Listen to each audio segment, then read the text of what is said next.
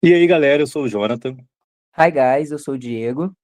Esse é mais um episódio do Versão Estendida, esse podcast para falar sobre assuntos importantes como geopolítica mundial, livros, séries, filmes, jogos de videogame ou qualquer outro assunto que esteja na roda, e você sabe que aqui todos os assuntos são importantes. Para esse episódio, nós estaremos continuando o assunto do episódio anterior com a participação do nosso amigo Rafael. Diga oi, Rafael.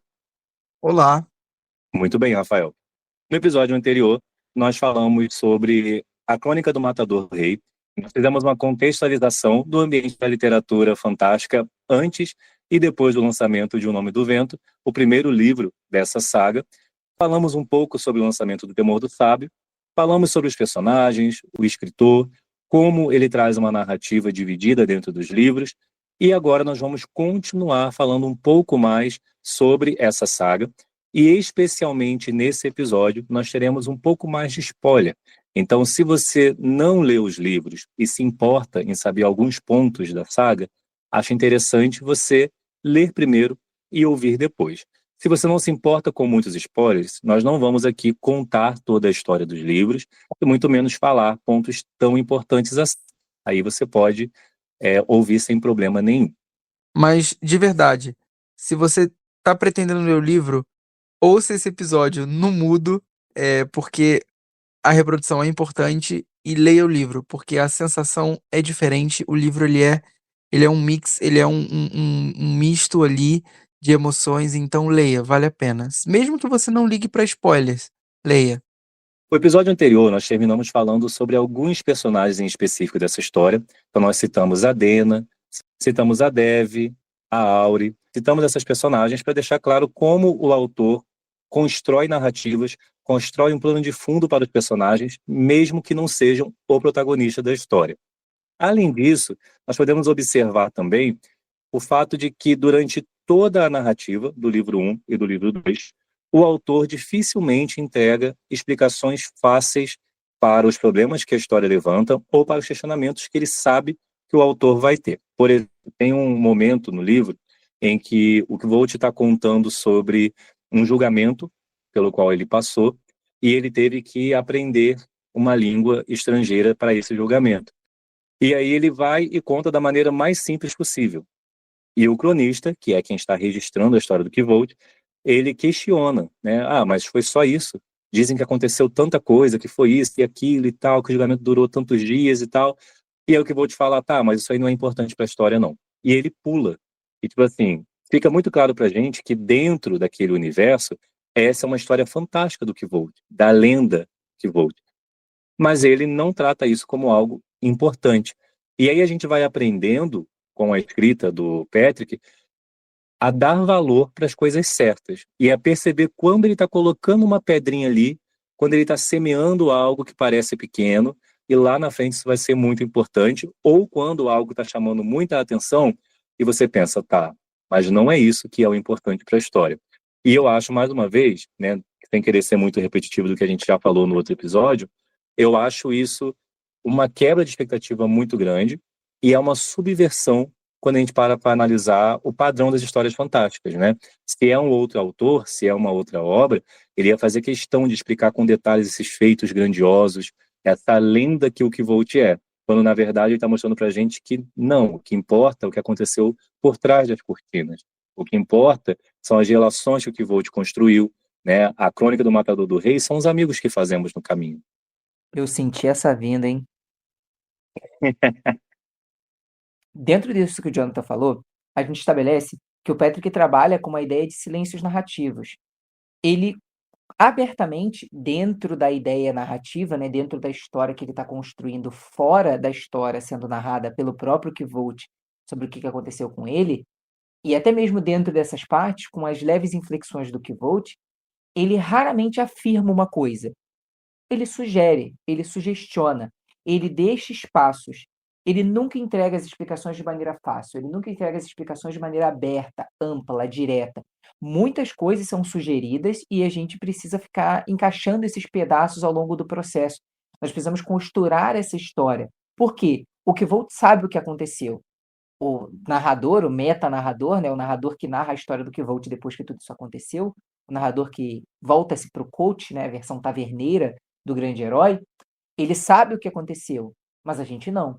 Então, dentro desse processo, ele constrói a narrativa de maneira que nós consigamos perceber que existem coisas acontecendo, que existem partes que estão sendo contadas, mas nunca ele está contando essa parte. Eu acho que uma parte que fica evidente sobre isso pra gente é a própria entrada da Dena, né? A própria entrada dela como personagem principal, porque ele cogita começar a história através dela, ele deixa isso claro, através da primeira tentativa dele de começar a história, deixando claro que ela vai ser o amor da vida dele, deixando claro que ela vai ser uma parte fundamental da história dele, mas na hora que ele apresenta ela de maneira vaga. Ele apresenta ela como se fosse um personagem completamente aleatório, como se fosse um personagem comum que a gente nunca mais vai ver de novo. E é só isso. Só depois, quando ela se torna relevante para a história, perdão, que ele faz a reentrada dela com um pouco mais de pompa, com um pouco mais de sofisticação. É assim com vários elementos da obra. Ele não entrega pra gente aquela informação na totalidade dela. Ele deixa ela lá. Depois, ele volta, ele resgata essa informação, ou às vezes nem faz esse resgate, ele deixa para que a gente faça essa inferência e construa a história em cima disso. Um grande exemplo disso, acredito eu, fica por conta das teorias de fãs, a grande maioria, eu acredito eu, já até confirmadas, mas nunca. Como a gente não tem martelo batido quanto a isso no livro, então a gente não pode dizer que foi confirmada. Mas, por exemplo, a relação de paternidade dele, né? Onde a mãe dele claramente seria irmã da atual esposa do Maer. Porque a esposa do Maer, a Meluan Lakeless, né? Ela odeia os Edenahu, porque o povo dos Edenahu, né? Foi responsável por roubar a irmã dela. A irmã dela seria a Netalia, né? Netalia Lakeless. A questão é, a mãe do Kvolt conta essa história pra ele. Fala que o pai dele a roubou da família dela. Só que isso é dito tão distante do primeiro livro, isso é dito lá nos primeiros capítulos do primeiro livro pela mãe dele, e vai ser reintroduzido pela Meluan muitos capítulos depois no segundo livro, no meio pro final do segundo livro. Isso é dito de maneira tão assim, como é que eu posso dizer? Simples, sem grande pompa, sem grande alarde, que claramente não tem uma ligação direta entre essas duas informações que não seja a ligação que a gente faça, que não seja uma ligação sugerida. Por isso que a gente menciona que ele trabalha com a ideia de silêncios narrativos. Ele deixa as informações em silêncio, ele apresenta elas, mas não conclui, não as fecha, não de maneira categórica. Ele deixa que a gente tenha espaço para criar em cima disso, dentro das nossas teorias, dentro das nossas análises, por aí vai. E isso é uma parte muito importante, porque ele não subestima o leitor dele. Ele não trata a gente como se a gente fosse burro ou ingênuo que precisasse ficar afirmando a mesma coisa toda a vida. E esse estilo de escrita e também essa forma de fazer a gente prestar nos detalhes, eu acho que fica muito evidente no spin-off que o Patrick lançou, que é o Estreito Caminho entre Desejos. E eu acho que essa história que ele conta, que é uma história focada no Bast, né, o aprendiz do Kvolt, uma história bem pequena, contida.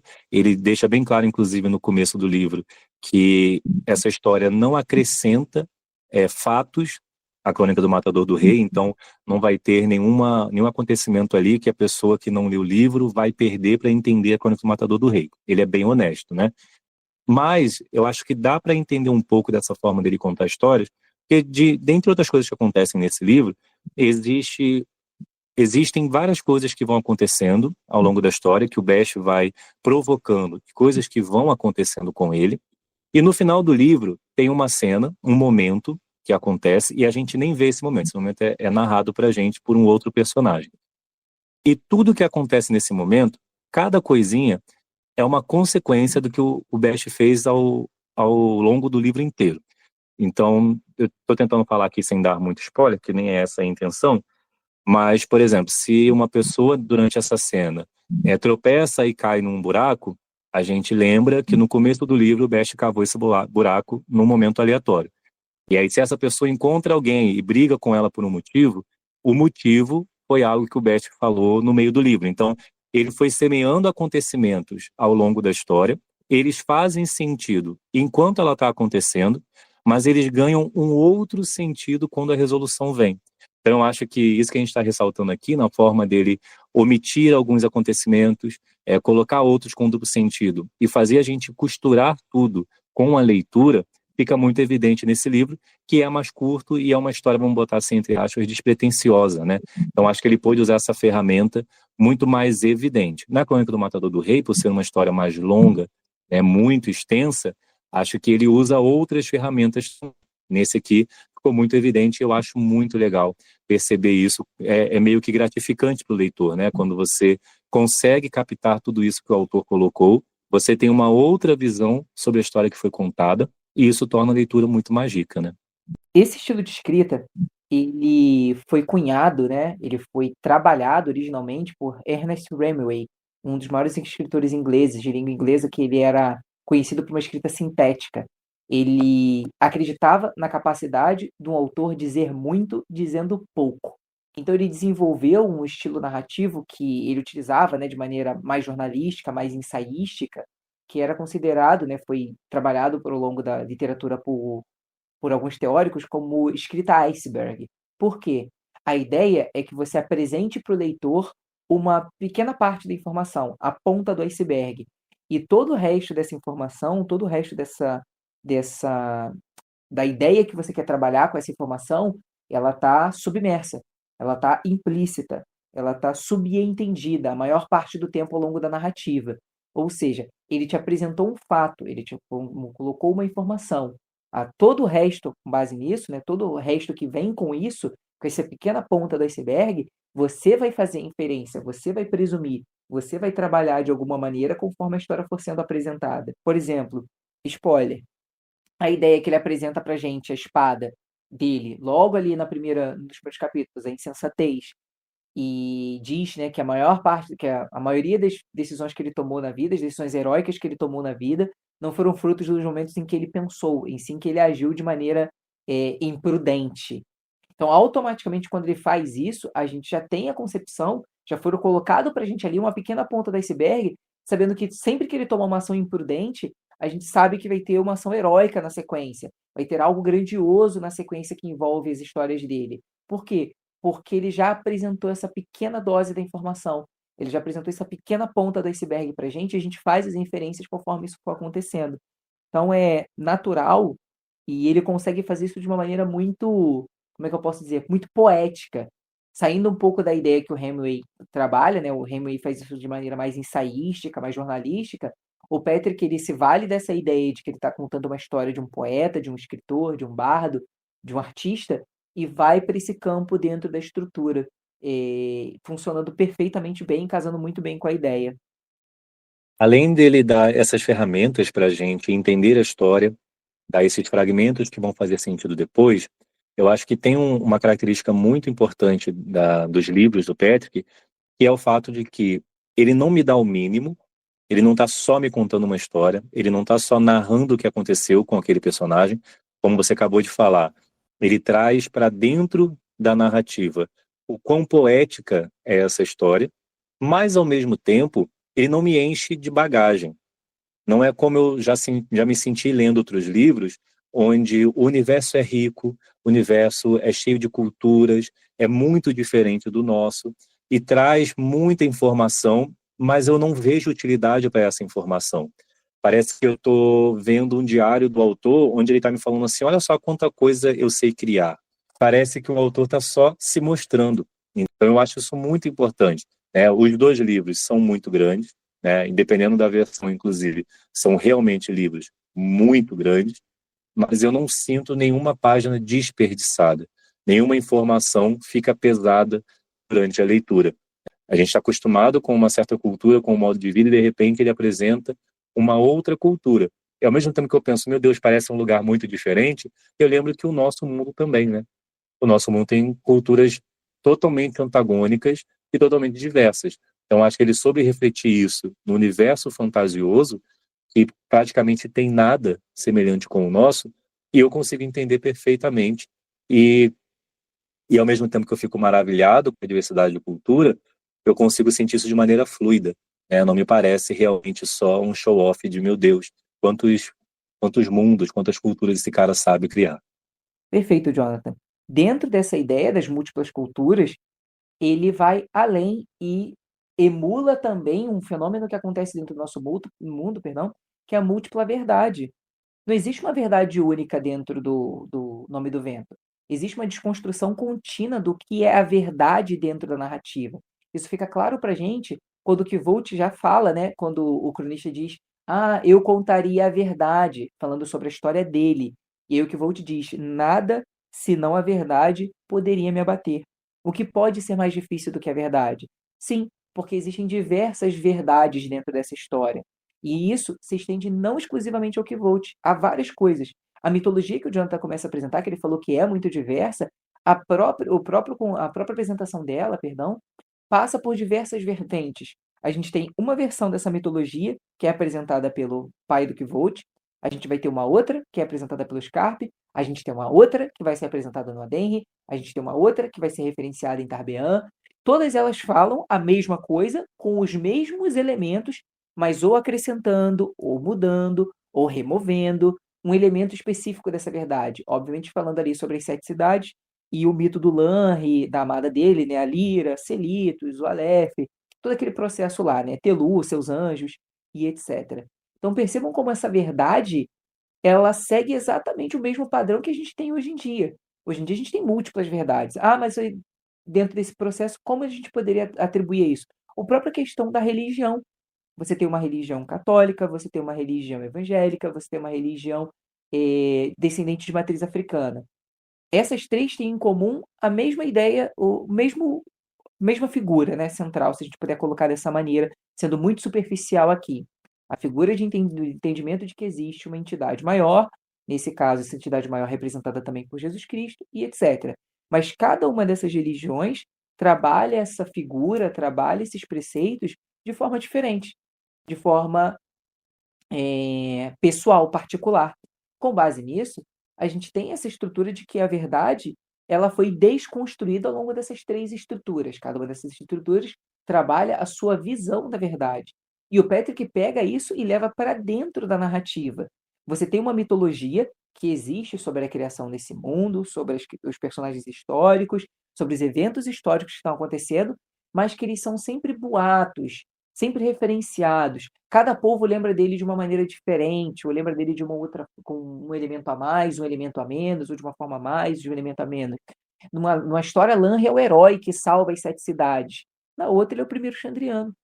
Então, dentro dessa linha, né, que ele segue, você tem essa estrutura de que a verdade, ela nunca é única dentro da narrativa. E isso se estende para fora da mitologia e vai passando para dentro das ações dos personagens. A própria história do Kvolt, ele pega e fala, isso já foi referenciado pela gente no outro episódio. As melhores mentiras a meu respeito foi eu mesmo que contei. A maior parte das histórias dele, não a maior parte, né, até porque a gente não chegou no final da história ainda para saber, mas uma grande parte das histórias dele tem um quê de mentira, tem um quê de adição, de coisas que ele colocou ou de que colocaram por ele. A questão, por exemplo, do Kvolt sem sangue, né? Quando ele é chicoteado e aí chicoteiam ele lá em praça pública e ele não sangra, todo mundo fica, nossa, porque ele não tinha sangue, bababá, e etc. E ele vai contar pra gente que ele trapaceou, ele comeu uma erva lá que coagula o sangue e diminui a emissão do fluxo sanguíneo quando você tem um ferimento. Então, percebam como a verdade ela é maquiada até mesmo dentro das próprias histórias que ele vai contar pra gente sobre os feitos heróicos dele. Obviamente ele está sendo sincero na maneira que ele conta essa história, porque ele se compromete com o cronista a contar a verdade, né, sobre ele e deixar que as pessoas pensem dele o que quiserem depois. E nessa questão de que a verdade tem diversas versões e você nunca tem a certeza efetiva da verdade dentro de uma história, os antagonistas, né, ou pelo menos os principais antagonistas da história, os vilões, né, que são o Chandriano, eles estão muito dentro dessa questão, porque eles são apresentados desde antes de serem apresentados, né, porque quando o cronista chega na marco do percurso e ele começa a dialogar com o Kvolt, ele diz, né, dizem que há um novo Chandriano, né, um novo terror nas noites, né? E ele tem camelos vermelhos como o sangue que derrama. Então ele vai trazendo para a gente, né, que há um novo terror, um novo Chandriano. Então a gente é apresentado a um terror que amedronta esse universo, mesmo antes de saber quem eles são, de saber como eles são.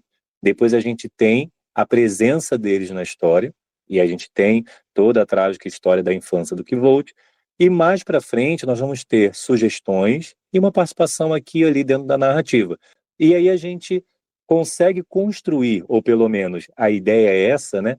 Construir quem são esses personagens, o que eles representam e o que eles vão impactar dentro dessa história com esses fragmentos, né? Então a gente consegue juntar a aparição deles com o que o Kvolt estuda, com aquilo que ele ouve nas histórias, com aquilo que ele presencia em alguns acontecimentos de maneira direta ou indiretamente, e aí a gente consegue, pelo menos, tenho certeza que no meu caso, ter uma figura, falando de todos eles como uma coisa só, né? Ter uma figura que vai ter toda a atenção sem estar ali. Eu acho muito interessante essa construção, porque ao longo dos 2 livros vão acontecendo coisas que não tem nada a ver com o Chandriano. E em nenhum momento eles saem da minha cabeça enquanto eu estou fazendo a leitura do livro. Toda vez que o Kvolt volta nesse assunto, seja ele ou outra pessoa falando, eu não penso assim, verdade, né, o Chandriano, né, que são os vilões, é deles que o Kvolt quer vingança. Nenhum momento acontece isso comigo, eles estão sempre ali presentes. Mas quem são os Chandrianos de fato? A gente tem um momento em que o Kvolt está conversando com uma anciã, e ela conta o que talvez seja a história mais tida como verdadeira sobre o Chandriano, né? Lembrando que a gente não tem uma verdade absoluta, mas uma história que se aproxima muito mais do que é real. Quando a gente vê outras histórias, a gente sempre vê uma metáfora, a gente tem um acontecimento mais indireto, e aqui ela traz uma versão muito mais, vamos botar assim, física, né? Uma versão muito mais palpável do Chandriano. Sifus carrega a azulada chama. Stercos faz-se escravo do ferro. Férole tem olhar negro e sem clemência. Úsnia só vive na decadência. Dalcente, do cinzento silêncio, nunca fala. A pálida alenta traz a peste. Por fim, o líder dos 7, odiado, incorrigível, equilibrado, insone, senhor das sombras, Alaxel é seu nome.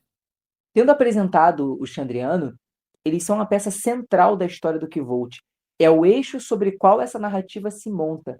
Eles são responsáveis por matar os pais dele, no capítulo que sempre vai ser insuperável do Nome do Vento, que é o Esperança. E a partir disso, mesmo antes disso acontecer, quando o Kvolt diz, né, dentre muitas maneiras, essa história é uma história sobre o Chandriano.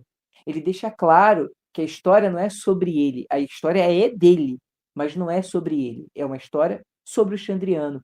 Eles são 7 entidades, 7 criaturas, que são ao mesmo tempo símbolo de terror, pânico. Muita gente sabe que eles existem, eles são criaturas folclóricas, por assim dizer, não folclóricos do tipo, sei lá, mula sem cabeça ou saci, possivelmente talvez até em algum nível, mas são criaturas que estão ali no imaginário popular, mas pouquíssima coisa se sabe sobre ele além de mitos e boatos. As pessoas falam cada vez mais coisas e as histórias vão se perdendo e entram naquilo que a gente falou agora há pouco, sobre uma única verdade.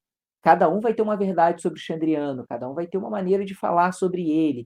Porém, isso é apresentado para a gente dessa maneira, que eles são 7. Como o próprio nome já diz, a gente tem ali Shaen Dian, né, que seria num idioma antigo dentro do próprio mundo, onde Shaen significaria 7 e Dian significa deles. Então, Chandrianos, 7 deles.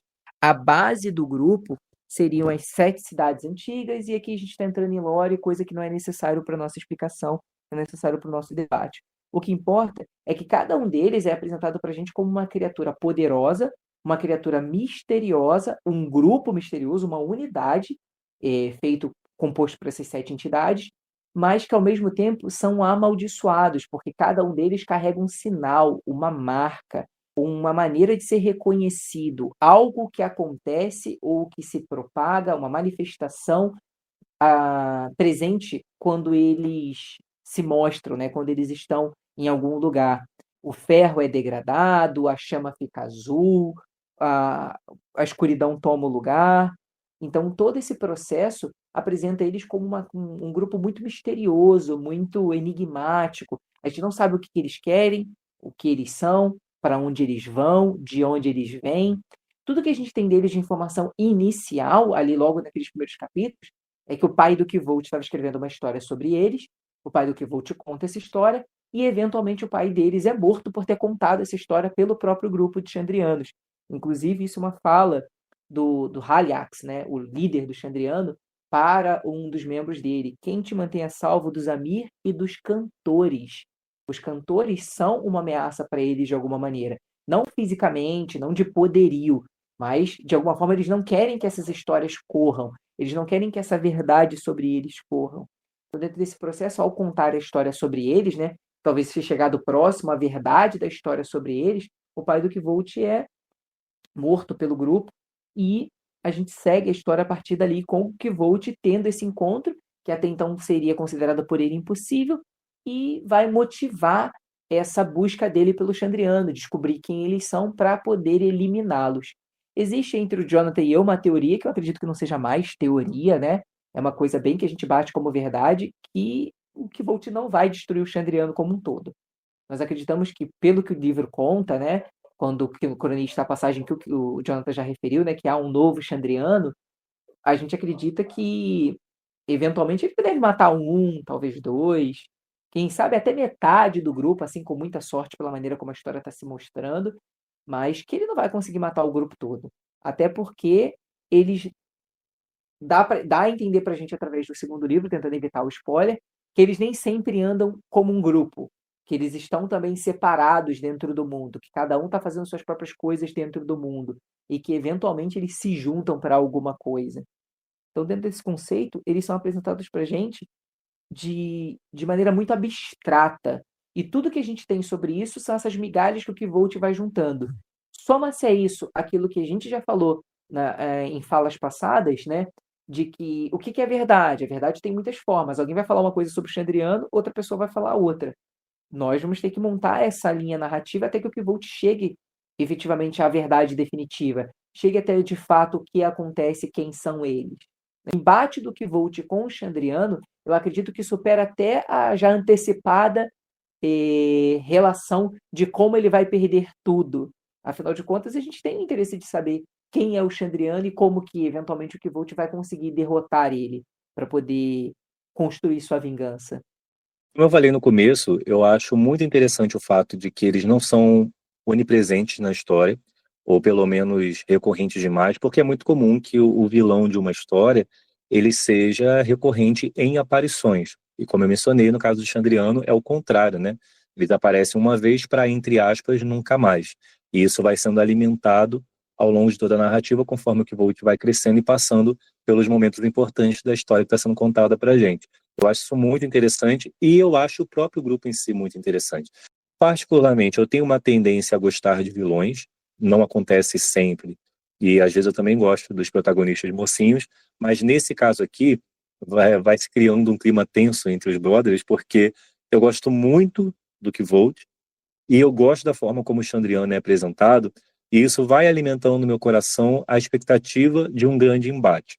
Porém, como já sou vacinado, a Crônica do Matador do Rei, eu sei que provavelmente esse embate não vai acontecer da forma que a gente imagine, e por mais que a gente tente antecipar uma subversão da história, mesmo assim eu acho que a gente vai ser surpreendido. Como o Diego falou, eu também não acredito que o Kvolt vá vencer o Chandriano, então eu acho que não é uma pretensão do personagem e nem do autor que haja um embate e ele ou sozinho ou com a ajuda de alguém vença os 7, mas eu acredito que a vingança dele sim vai ser concretizada, porém com o adendo de que isso não vai significar uma satisfação para o Kvolt. Eu acho que a gente tem algumas dicas ao longo da história, e talvez a maior seja dita pelo próprio Kvolt, de que a história dele é uma tragédia.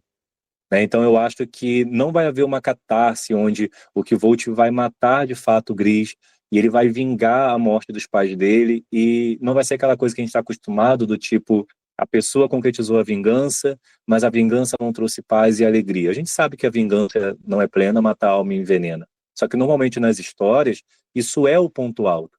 Ou a pessoa tem um ponto alto em concretizar a vingança, ou tem uma lição de moral onde ela desiste da vingança, ela perdoa, ela encontra um caminho alternativo para quebrar aquele ciclo de ódio, como nos ensina Naruto. Mas eu acho que nesse caso aqui, o Kvolt vai realizar a vingança dele contra o Chandriano, mesmo que ele não mate todos, e isso vai trazer ainda mais tragédia para a vida dele. Daí eu acho que vem essa questão do novo Chandriano. A gente tem uma teoria que diz que ao matar um Chandriano, você automaticamente se coloca no lugar dele. Então eu acho que seja uma maldição que vai ser passada. Mesmo que não seja isso, eu acredito que isso só vai trazer mais tragédia ainda para a vida do Kvolt. Mas eu fico pensando, Jonathan, que tipo de tragédia isso poderia trazer? Porque realmente, se a gente for nessa linha de a vingança nunca é plena, matar um me envenena, eu me mato, eu não ia conseguir. Mas depois que você falou, faria sentido, já pensou? Ao matar um Chandriano, você se torna um Chandriano. Sabe? É uma coisa que envolve um equilíbrio espiritual e existencial para a história e para aquele universo. Então, aquele lugar tem que ser ocupado por alguém. Eu tô com alguma referência da cultura pop sobre isso, mas eu juro que eu não lembro. Parece tão familiar ao mesmo tempo Piratas que eu do não Caribe. lembro. Exatamente, sabe? Tipo assim, tem que ter alguém ali no lugar. Então, sabe, sei lá. Mas é justamente, exatamente, Piratas do Caribe. O navio precisa de um capitão. Eu acho interessante essa parte de mencionar isso pelo seguinte, porque eu acho que com única precisão e certeza que a gente pode dizer que se um dos membros do Chandriano vai morrer, esse membro tem que ser o Gris, né? Eu acredito que por categoria o Patrick, né, vem trabalhando uma animosidade, um antagonismo do Gris para com o Kvolt que fica claro pra gente que eventualmente quem matou os pais dele foi o Gris e por isso aquele quem ele vai matar é o Gris. Então, com base nisso, não seria impensado a gente cogitar que, ao matar o Gris, ele foi obrigado a tomar o lugar dele. E aí, se a gente volta no início do livro, quando o pai do Kvolt está estudando lá com o Abent, e aí o Abent fala que existem várias versões da história sobre eles. Tem uma história que diz que eles são 3, tem uma história que diz que eles são 13. Não há nada que impeça a gente de pensar que possam ter havido outros Chandrianos ao longo do processo e que, eventualmente, conforme eles vão morrendo, ou eles vão sendo assassinados, o que quer que seja, alguém toma o lugar deles, como o Rafael mencionou, né? Fazendo essa referência à cultura pop, parte do navio e tripulação. Eu acho que faz sentido também o Haliax pode converter o Kvolt num Chandriano, mesmo que seja só através dessa maldição, já que ela pode ter origem nele e desde sempre não, e continuar tendo origem nele. Porque como o Diego já citou aqui, ele fala para um dos membros do Chandriano, né? Quem mantém você a salvo dos Amir e dos cantores. Se é o Haliax que mantém o grupo do Chandriano a salvo de qualquer ameaça para eles, ele teoricamente é quem mantém eles a salvo. Ele é o líder, mantém eles em ação, ele coordena o Chandriano, cada um está lá vivendo, fazendo seus afazeres ao longo da história, mas eles são coordenados pelo Haliax quando ele acha necessário. Nada impede também que haja aquela relação meio vampiresca, né, onde para matar o Chandriano inteiro, você precise matar o Haliax. E aí é isso que o Kitai fala para o Kvolt. Você pretende realmente matar o Chandriano? O Haliax está aí há 4.000 anos e ninguém conseguiu fazer nada ainda. Ele está aí, ileso, e nem dormiu o cara dorme. Tipo, olha como... Eu amo essa citação. 4.000 anos de vida e nenhum segundo de sono sequer. Exatamente, tipo, o Kitai poderia ter falado que o Chandriano é invencível de diversas maneiras, mas olha o fato que ele usa para expressar o quanto o Chandriano é invencível. Ele usa o Haliax. Então, tipo assim, ó, se você quiser ir atrás do Chandriano, talvez você consiga ir pegar um ou dois, mas você não vai conseguir extinguir o Chandriano, porque o Haliax é invencível. Então, eu acho que no final da história, pode sim, a gente tem vários caminhos, né? Existem várias possibilidades, algumas que casam mais com a história, outras que não, mas nenhuma a gente pode afirmar. Então, pode haver sim um grande embate, pode haver uma batalha, o Kvolt pode batalhar até contra o próprio Haliax, mas eu acho que no final a gente pode ter essa relação onde o Haliax não seja vencido, né, onde o Kvolt, mesmo que ele consiga ajuda, já que a gente sabe que uma das intenções dele é encontrar os Amir, para poder ter esse auxílio de alguém mais poderoso do que ele, né, porque o Kvolt traz essa sabedoria de que, mesmo enquanto protagonista da própria história, Ele sabe que ele não é invencível, ele sabe que seria uma bobeira bater de frente com o Xandriano, mesmo depois que ele vai se tornando mais forte. Então, ele pode se encontrar com alguém que já caça o Xandriano há muito tempo, que tem condições de vencer, porque se não tivesse condições de vencer, o Xandriano não fugiria no começo da história, né? O Haliax mete o pé com os outros integrantes, quando eles sentem algo se aproximando. Então, a gente sabe que o Xandriano é caçado durante todo esse tempo. Então, a gente pode chegar à conclusão também que ele só está há 4.000 anos aí, porque além de ser muito poderoso, ele soube fugir quando era necessário. Então, pode ser que isso crie um embate no final, o que Volt consiga a vingança dele contra o Gris, mas o Xandriano ainda sobreviva na figura do Haliax, e com isso o que Volt seja aí acometido dessa maldição, de uma forma ou de outra, e seja esse novo Xandriano. Importante mencionar o paralelo direto da história do Kvolt com a do Lanri, né? O Lanri, ele atravessa as portas de pedra para salvar a amada dele. E a gente tem claramente que em algum momento o Kvolt vai atravessar as portas de pedra para salvar a Dena. A gente não tem essa confirmação, mas isso é categórico para a gente que vai acontecer. Afinal de contas, o cronista diz que ele foi, né? Ele atravessou, tipo, ele foi em busca do desejo do coração dele, teve que ludibriar um demônio para conseguir e matar um anjo para manter. Indo por esse caminho, a gente tem claramente o paralelo direto da história do Kvolt com o Lanri, que, por sua vez, é o Haliax. E não somente isso. Eu acho interessante pontuar também, você mencionou essa questão do Haliax saber fugir e etc. Tem o fato de que Telu mantém, né, o Zamir caçando eles. Ele vai lá falar com o Maer Alveron, porque fora ele precisar de um momento fora da universidade, Maer é um homem poderoso que pode levar ele a conhecimentos. E não só levar ele a conhecimentos, como levar ele talvez a meios de encontrar alguém que possa deter o Xandriano, saber mais sobre, e etc. E a gente tem duas entidades que são colocadas pra gente que seriam poderosas o suficiente para bater de frente com o Xandriano. Uma delas seriam os próprios Amir, e a outra seriam os Sith. A gente interpreta os Amir como os possíveis anjos desse universo, embora a gente não tenha nenhuma confirmação, exceto de que a Auri tem alguma ligação com eles, mais uma vez ficando claro ali, não ficando claro, mas ficando subentendida dentro da música do silêncio. E os Sith são aquilo que deveriam guardar o Kita aí, né? Que seria aquela entidade que a gente fala um pouco mais para frente. Então, acho que, assim, é interessante mencionar, perceber esse paralelo direto que existe entre o Kvolt e o Lanri. E essa comparação na história dos dois traz uma metáfora não, uma possível interpretação interessante do que aconteceu com o Kvolt, porque se ele teve que passar por um demônio para conseguir o desejo do seu coração, a gente pode interpretar esse demônio como ou o Xandriano em figura, ou o Gris ou o Haliax, como indivíduos. E ao mesmo tempo ele teve que matar um anjo para manter esse desejo que ele foi atrás. Só que aí tem uma questão maior ainda, que aí eu acho que entra a tragédia que o Rafael estava procurando, que é o fato de que ele lutou com um demônio para poder pegar o desejo do seu coração, matou um anjo para poder manter esse desejo, mas no momento atual da história, a Dena está morta.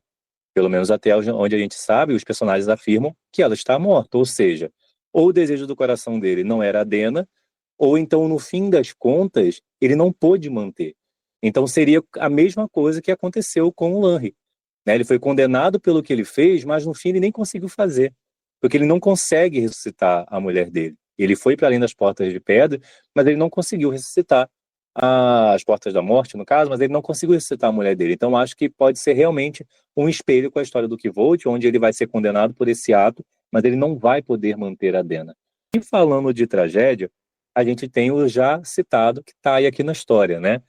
Que é essa entidade, né, que o Diego já mencionou aqui, a gente já mencionou algumas vezes. E quem é essa entidade? O Kitai, ele é um vidente, uma espécie de vidente, mas ele é um vidente que escolhe os piores cenários. Nas palavras do Bast, que é o personagem que a gente já falou, que acompanha o Quote na sua fase taberneiro, lá na hospedaria no Marco do Percurso, ele apenas olha e escolhe o caminho mais desastroso. É a pedra que desencadeia a avalanche. É a tosse que inicia a peste. E que forma de descrever a desgraça em pessoa, né? Em pessoa, em forma de dizer, né? A desgraça em forma de indivíduo. Um arquétipo que não é tão inovador, podemos dizer assim, né? Essa questão do vidente, ou então aquele que usa o dom da visão, da profecia, o mal.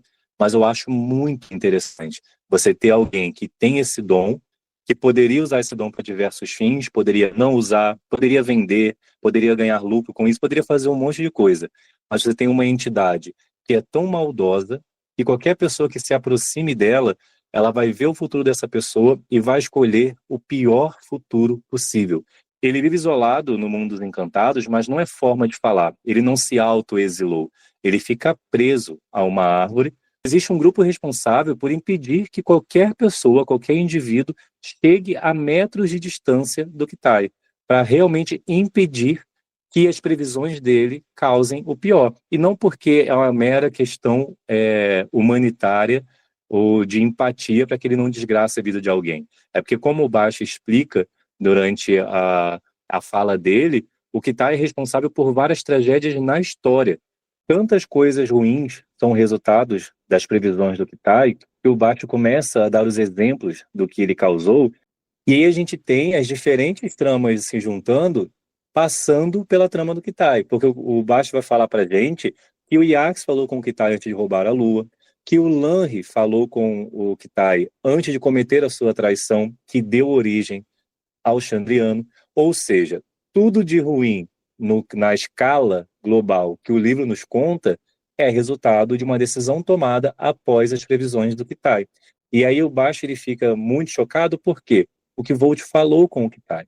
Ele não foi impedido pelos Sith, né, o grupo que deveria estar guardando a árvore do Kitai. Então a gente não sabe o porquê, talvez seja explicado, talvez não, né, o fato do porquê o que Volt conseguiu acessar a árvore, ouvir as possíveis previsões do Kitai e sair com vida, voltar para o mundo dos homens e poder tomar as suas decisões, e com isso ele poder ser a semente de algum acontecimento ruim. Isso não deveria acontecer de acordo com o Baixo, e ele fica muito chocado, porque aí parece que, mesmo vivendo com o Kvolt durante todo esse tempo, parece que nesse momento o Baixo tem noção da escala que a tragédia do Kvolt é, porque a gente sabe que o Baixo tem mais informações do que a gente, né? Então ele sabe o que aconteceu na história do Kvolt, ele sabe a guerra que está em andamento, né? A gente já comentou isso durante o momento em que o Kvolt está contando a história para o cronista.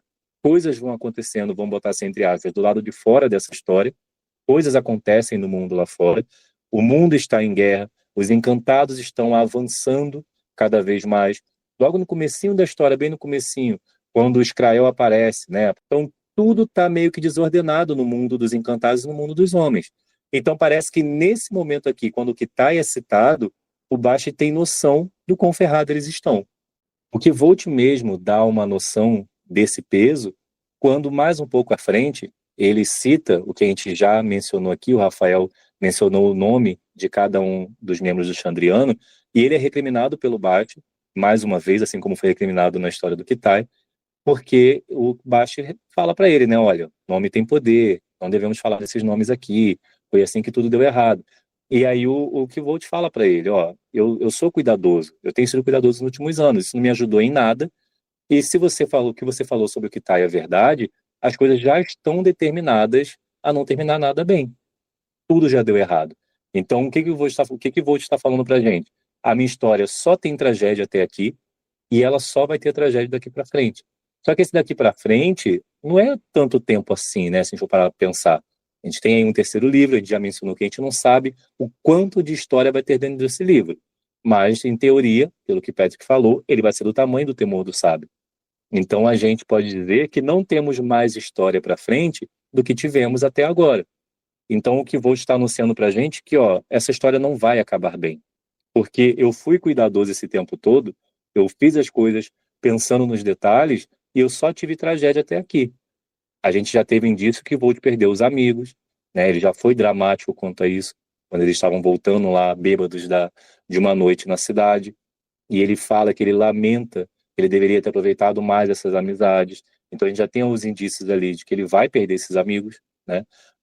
Mesmo que não seja, por exemplo, a morte, que Volt está isolado na marca do percurso, fingindo ser alguém que ele não é.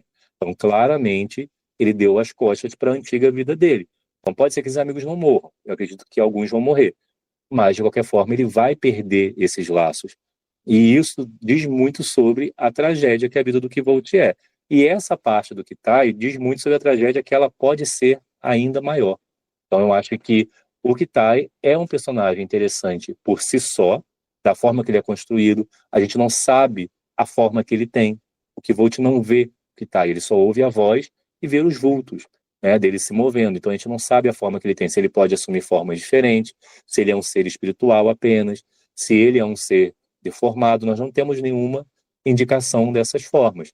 E além de ser interessante como um personagem isolado, ele é interessante como algo decisivo para dentro da trama. A trama do personagem que a gente está acompanhando e a trama do enredo global da história. E fica aquele questionamento: será que o nosso protagonista, por mais lendário que ele seja, ele vai conseguir fugir das amarras do destino, podemos enxergar assim, já que o Kitai vê o futuro possível, escolhe o pior, ele joga no colo da pessoa, e com base nisso a pessoa acaba concretizando aquela possibilidade. E isso é dado, como eu falei aqui, são dados exemplos disso acontecendo, e o Bashir fala que nunca isso resultou em algo bom. Será que o Kvolt vai ser a exceção? Ou será que o que aconteceu com o Kvolt antes da gente acompanhar a história, o Kvolt herói em decadência, isso já provou que ele é mais um exemplo do Kitai colocando a desgraça no destino das pessoas. Corroborando com isso que o Jonathan falou, eu acho interessante a gente relevar o quanto que o Patrick coloca peso nas ações do Kitai sem que o Kitai faça nada. O Kitai só fala. A única coisa que ele faz é falar com as pessoas que chegam até a árvore. Isso joga um peso pra gente entender que o Patrick está desde o primeiro livro, desde que ele apresentou esse universo pra gente, dando peso para a ideia que as palavras têm. Eu acho que para fechar o ciclo de tudo que a gente vem falando até aqui, essa ideia de histórias, narrativas, canções, olha como ele coloca sempre o peso na palavra, olha como ele sempre coloca o peso nas narrativas, nas histórias, na maneira como isso é construído. E isso nos leva ao sistema de magia do mundo, que talvez seja, eu acredito, não li todos os livros do mundo, mas dos que eu li, é o sistema de magia mais complexo e mais eficiente que eu já li dentro de um mundo de fantasia, né? Dentro de uma obra de fantasia. É importante mencionar, antes de falar sobre isso, que existe, né, quando a gente estuda sistemas de magia dentro de mundos de fantasia, dentro da literatura, nós dividimos esse tipo de sistema em dois tipos: o Hard Magic e o Soft Magic. O Soft Magic é quando o sistema de magias do mundo ele possui regras mais abstratas, mais leves. Ou seja, a magia faz muita coisa, ela é muito presente, ela não tem muitas limitações. Ou seja, tudo é muito mágico, tudo é muito místico. O cara quer fazer uma coisa parecida do nada, ele faz com magia, e por aí vai. O sistema Hard Magic já é o contrário. Já é um sistema de magia mais pensado, ele já é mais limitado, ele já tem mais restrições. E, obviamente, pela nossa suspensão da descrença e pelo pacto ficcional que nós trabalhamos com a obra, quanto mais as regras de um sistema de magia ela é respeitada, mais a gente consegue manter a nossa atenção e a nossa credibilidade com a obra para quando efeitos mágicos acontecem. Eu acho que é por isso que, inclusive, spoiler, a cena do Kvolt fazendo a simpatia do relâmpago lá na flecha é tão impressionante quanto é, porque é um feito de magia sem precedente para a gente até ali. Mas em nenhum momento isso fere o preceito das regras que foram estabelecidas de simpatia. Pelo contrário, ele inclusive fica, né, inconsciente porque gastou o alar dele fazendo uma simpatia muito mais avançada do que deveria, e por aí vai. A questão que eu quero estabelecer aqui é que dentro desse processo, ele estabelece, o Patrick, né, o autor estabelece dois tipos de magia dentro do próprio universo. Ele estabelece uma, que é Hard Magic, e uma, que é Soft Magic. A Hard Magic seria o sistema de simpatia, que é quase uma ciência dentro desse universo, as pessoas podem aprender, você domina lá o Alar, que seria a mana, né, o fluxo de energia mágica que todo mundo tem, e aí você aprende que cada elemento tem uma ligação, é tipo física, química e magia ao mesmo tempo dentro desse universo. Quase que uma alquimia, se a gente bota aí o Fullmetal Alchemist em paralelo, ok? Na sequência, a gente tem o Soft Magic do mundo. O Soft Magic seria a nomeação, que é um sistema de magia que foge a essas regras. Seria a magia antiga, a magia profunda. É a capacidade de entender que tudo tem um nome. Aquilo que a gente utiliza para se referir às coisas são os nomes que nós atribuímos a ele, mas não o nome da coisa em si. O nome da coisa em si é um nome que já nasceu com ela, um nome que ela já existe, que ela já tem. E o domínio desse nome, o domínio dessa fala, né? O poder de conhecer esse nome, dá poder sobre a coisa. Então, seria basicamente esses dois tipos de magia. E o quanto o Kitai, quando a gente para para olhar isso, não está atrelado a essa questão. O quanto que não seria esse domínio do Kitai sobre a nomeação, a magia profunda, por assim dizer. Eu vou só botar aqui meus dois dedos de opinião muito animada sobre esse sistema de magia hard, que é a simpatia, que é quase que uma magia científica, né? Esse teor, quando ele perde um tempo explicando sobre a similaridade entre os materiais, as características físicas e químicas dos materiais, isso é incrível. Eu só queria aqui botar a minha nota de empolgação sobre como isso traz um caráter muito diferente de outras magias que você encontra em outras literaturas. Eu acho que é um puta de um diferencial pro Nome do Vento. E somando ainda ao que vocês dois falaram, essa é a parte que eu menos gosto dos livros. Assim, eu também acho genial, não é chamado de Hard Magic à toa, né? Então você tem ali muito mais construção, é muito mais complexo, e como o Diego falou, isso traz mais verossimilhança, né? Quando o personagem faz algo grandioso, como o que Volt fez, a gente consegue acreditar que aquilo ali é grandioso dentro daquele universo.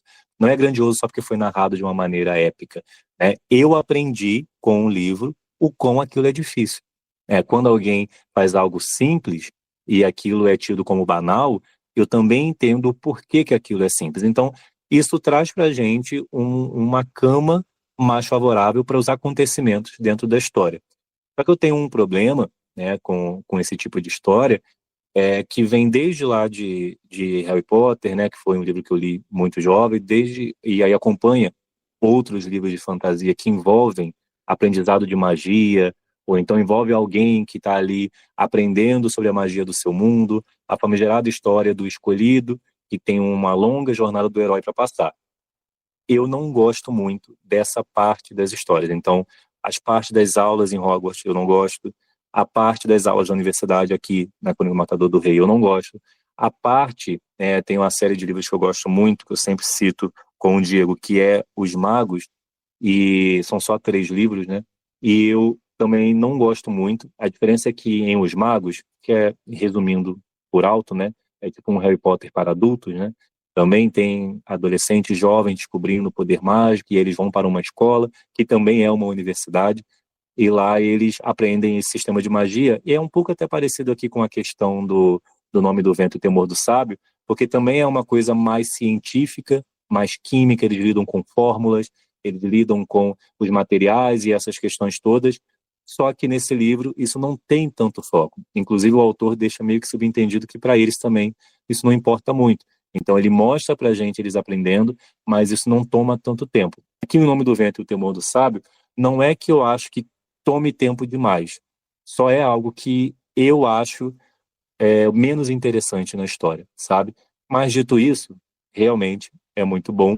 Só me faz, nas vezes que eu vou reler os 2 livros, pular com mais facilidade a parte em que o Vô está tendo essas aulas. Eu já aprendi, já li a primeira vez, já vi o quão engenhoso e maravilhoso é, então agora eu me dou ao luxo de pular. Às vezes eu acho que a Mas, saída para você é ser sacrificado, Rafael, sim. Nunca ouvi. sabe? Puta sabedoria desbalanceada a tua agora, hein? Cara, eu ouvindo, eu mas pensei, não, nossa, eu acho que pro Eu Jonathan isso ouvi, eu é um ouvi, cara, é sacrifício. impressionante. Citando uma fala que a gente gosta muito, o Jonathan sabe qual ela é. É impressionante como cada palavra que sai da boca dele tá errada, tem hora, sabe? É incrível não, isso. não. Em minha defesa, de novo, eu não disse que é ruim ou que merece menos atenção. Disse que eu não gosto. Em minha defesa, eu gosto muito mais da parte soft magic, que é a parte da nomeação.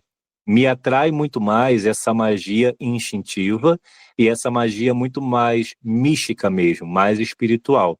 Esse é o tipo de sistema de magia que me atrai mais. E nessa história aqui, o fato dela ser tão bem construída, desse universo fazer tanto sentido dentro dele, que eu não acho que o soft magic aqui seja mais solto, vamos dizer assim. Eu não acho que esse lado da nomeação, da magia dos encantados, eu não acho que ele seja menos crível, sabe? Ou então que ele seja mais banal. Ah, é só balançar a mão e fazer magia. Sabe? Eu não acho que seja uma parada meio Harry Potter, sabe? Que as leis se confundem e uma hora vale, outra hora não vale. Eu acho que aqui é tão bem construído que mesmo sendo encarado como um sistema mais simples, mesmo assim ele tem muito peso. Então, por exemplo, no livro que eu falei do Estreito Caminho entre Desejos, o Bashi faz magia, e aí é uma magia totalmente diferente da simpatia, né, por ele ser um ser encantado, e aí ele tem uma maneira diferente de lidar com as coisas, mas ele também faz magia, uma magia que é cheia de processos, que é cheia de itens, de rituais, e mesmo assim eu não acho uma magia, vamos botar assim, muito mais simples do que a simpatia. Eu acho que o Patrick Rothfuss trabalha muito bem esses dois sistemas dentro de um mesmo universo, os dois fazem muito sentido, e para mim os dois têm quase o mesmo peso. Só não tem o mesmo peso porque eu acho que a parte da magia dos encantados, ela soa muito mais assombrosa, por natureza. Eu acho que essa é a intenção. Ela soa mais perigosa. A gente aprende que os simpatistas, eles são perigosos também. Tá aí as diversas leis, inclusive, de fazer simpatia contra outro estudante, né? Essa questão de que você ter um arcanista do seu lado é uma vantagem muito grande em qualquer situação. Então é colocado quão importante eles são. Mas eu acho que a magia que o Kibolt aprende na universidade, ela é mais perigosa pelas possibilidades, pelo seu uso. Enquanto a magia dos encantados, que a gente pode colocar essa como uma magia, entre aspas, natural, eu acho que ela é mais perigosa pela sua essência. Então a gente vê isso na natureza dos encantados, né? Onde eles são sempre dúbios. Você não tem personagens encantados que são lendas boas ou ruins. A Feluriana é tão perigosa quanto a Encantadora. O Bashi nunca é confiável de fato. Todos os personagens encantados que são apresentados, eles sempre trazem na essência mística deles essa questão de que a magia não tem um lado, né? De que ela não tem uma tendência. E coisa que a gente sempre vê nessas histórias de fantasia, que é do tipo, o nosso personagem aqui não se encaixa no mundo dele. Mas é por quê? Porque ele vai encontrar o seu destino lá no mundo das fadas, no mundo mágico, na escola de magia, na floresta tal, entre o povo místico de não sei da onde. Sempre tem esse estereótipo, né, esse clichê de que o protagonista ou ele vai ficar dividido entre os dois mundos, ou ele vai achar o lugar dele se encaixando entre esses seres místicos. Aqui, mesmo com essa questão do mundo dos encantados ter sido muito prejudicado pelas ações do Yax, e isso está recorrendo até agora, e a gente já falou aqui um pouco sobre isso, né, sobre o que os atos do Kivolt vão também acrescentar a esse problema. Eu acho que mais do que isso, a gente não tem aqui seres místicos e uma magia que por si só é apresentada como a solução para os problemas do personagem, ou também é apresentado como um perigo em si. Eu acredito que tudo isso conduz muito bem os dois sistemas. Eu entendo sua, como é que eu posso dizer? Sua menos, para fazer um leve trocadilho bem ruim, eu entendo sua leve não simpatia com o sistema de simpatia. Só que eu acho que as duas coisas funcionam justamente porque elas existem em conjunto dentro desse universo. Se a gente tivesse um e não tivesse o outro, eu acho que ele não funcionaria. Entende? Eu acho que precisa dos dois para essa coisa funcionar. Porque numa coisa, na maneira como ele apresenta a questão da nomeação, ele sempre vai ser aquele mago místico, reverenciado, o grande herói das histórias, o cara que sabe o nome de todas as coisas, blá blá blá blá blá. Quando você passa para dentro da simpatia, você descobre que muitos dos feitos que ele vai fazer vai ser com simpatia. Não vai ser com magia, não vai ser com nomeação, não vai ser invocando o nome de uma coisa. Muito pelo contrário.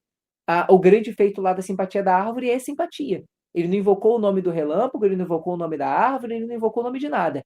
Ele fez uma simpatia, ligou o raio a flecha e disparou a flecha na árvore. Ponto. Sabe? É isso que eu gosto, porque entra aquele quê do que a gente falou sobre não existir uma verdade só. A verdade vai ser construída de uma maneira diferente para essa camada.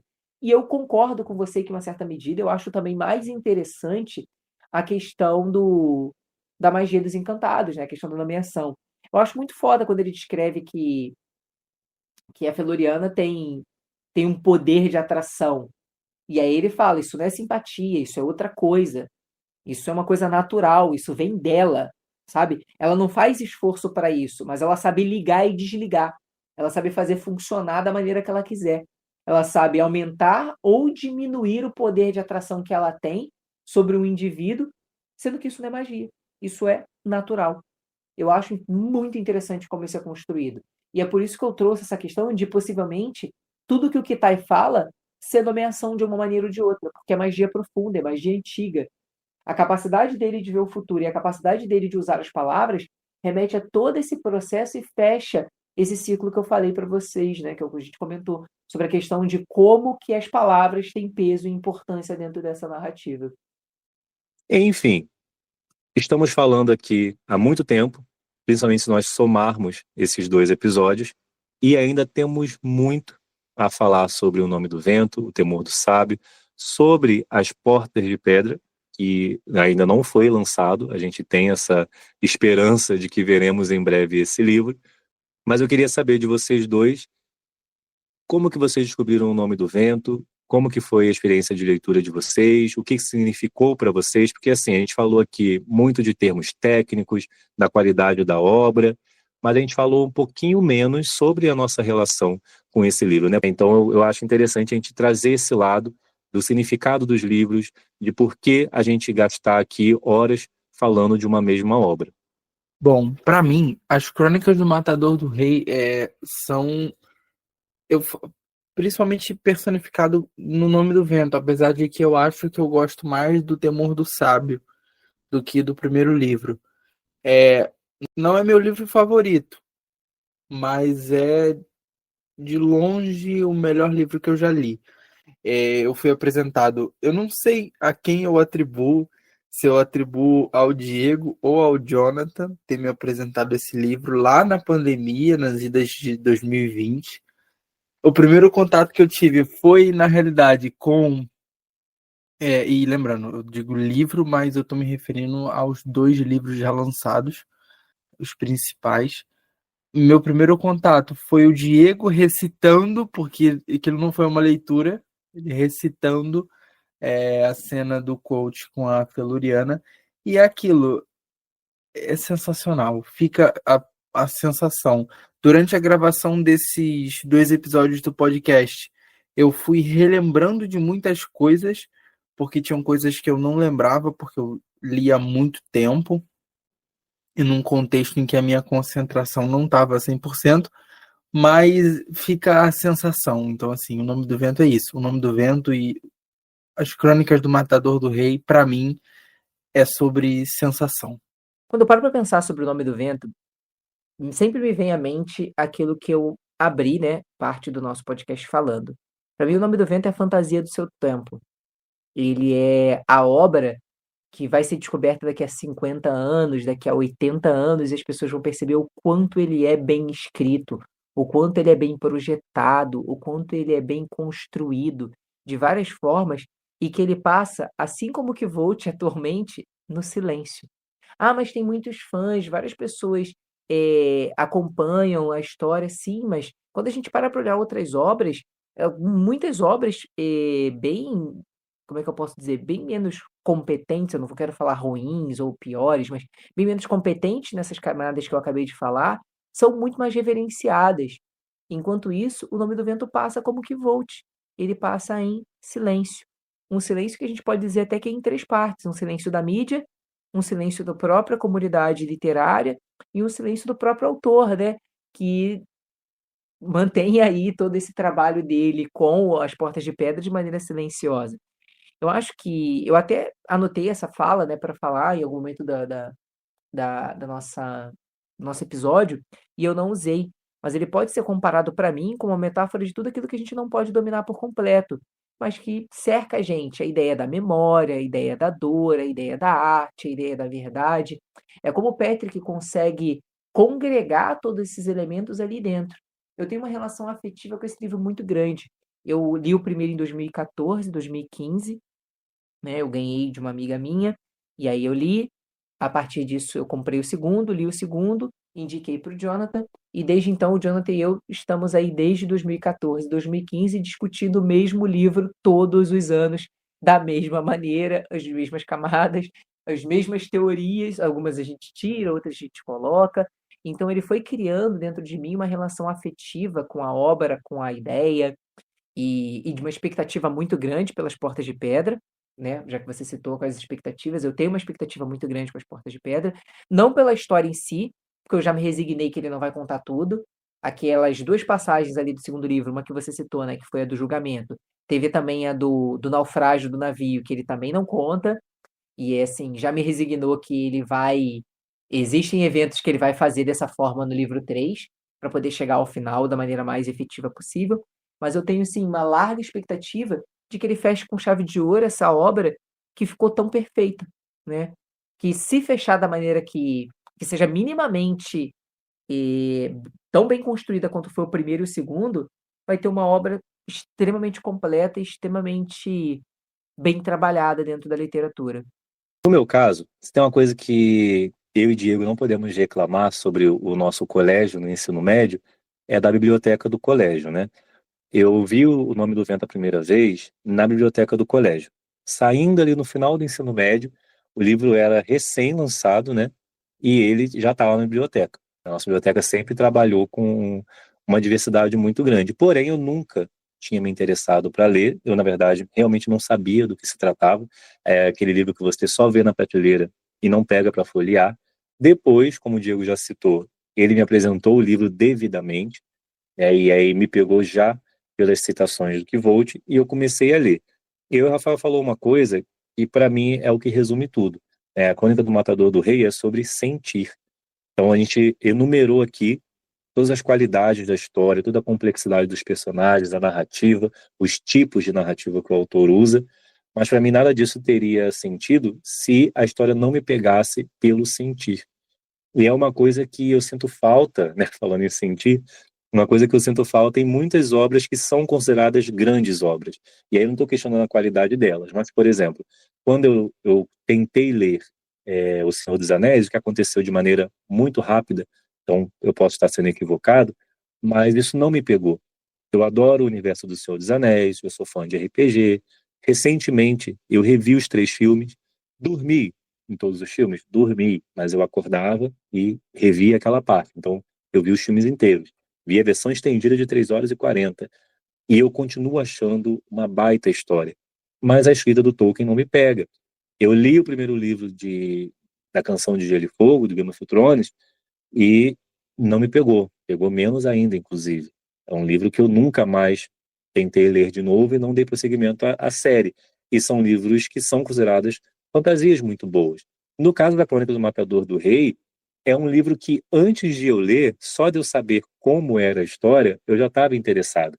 E quando eu li, é um livro que eu nunca vou me cansar dele. O Diego já falou, a gente está aí há praticamente 10 anos debatendo os mesmos livros.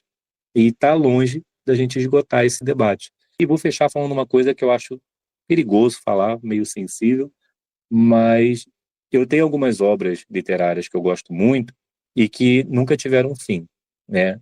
Umas não tiveram fim porque o autor não escreveu mesmo os livros, outras, como por exemplo Os Magos que eu já citei nesse episódio, não foram publicadas no Brasil, e aí eu não sou fluente em inglês e nem tenho vontade suficiente para ler um livro traduzido não oficialmente, então eu não cheguei a ler o final da obra, mas eu arrisco dizer que no caso da Crônica do Matador do Rei, se hoje o Patrick morre, ou por algum outro motivo ele não lança o terceiro livro, eu ficaria muito satisfeito com O Nome do Vento e O Temor do Sábio. Não que eu não fosse querer saber o resto da história, mas eu não ficaria naquela agonia de, meu Deus, essa história só valeria se eu tivesse um fechamento dela. Pelo contrário, assim como o Rafael, o meu livro favorito é O Temor do Sábio, e eu sinto que se hoje essa história se fecha em aberto, para mim teria valido cada página que eu li. Eu acho que a gente ainda tem décadas pela frente para poder debater essa obra. E eu queria terminar fazendo uma sugestão. Tem um canal no YouTube chamado Pequena Vizinhança. É um canal praticamente dedicação exclusiva à Crônica do Matador do Rei. São vídeos maravilhosos. Eu aprendi a observar muito mais detalhe nessa obra, debati teorias, algumas que a gente já falou aqui, outras que eu não conhecia, mas é um canal muito bom. Eu sugiro que vocês vão lá, assistam, se inscrevam no canal. Também tem um podcast, então dá para você mergulhar ainda mais nessa comunidade. E você, mesmo que não tenha lido A Crônica do Matador do Rei, ou se você leu, pode deixar a sua opinião para a gente, pode deixar o seu comentário. Se você não leu, conta para a gente qual é o livro ou qual é a saga de livros que traz esses sentimentos para você, qual que você tem uma ligação afetiva, qual que você acha que deveria ter mais reconhecimento, deveria ser conhecido por mais pessoas. Você pode fazer isso na página do Spotify, eu sempre lembro isso. Você pode comentar no Spotify, pode comentar no YouTube Music ou lá no nosso Instagram, @versãoestendida.podcast. Bom, é isso, pessoal. Até a próxima. Obrigado pela sua participação, Rafael. Espero que se repita por mais episódios. Tchau, pessoal. Muito obrigado pelo convite. Tchau, guys.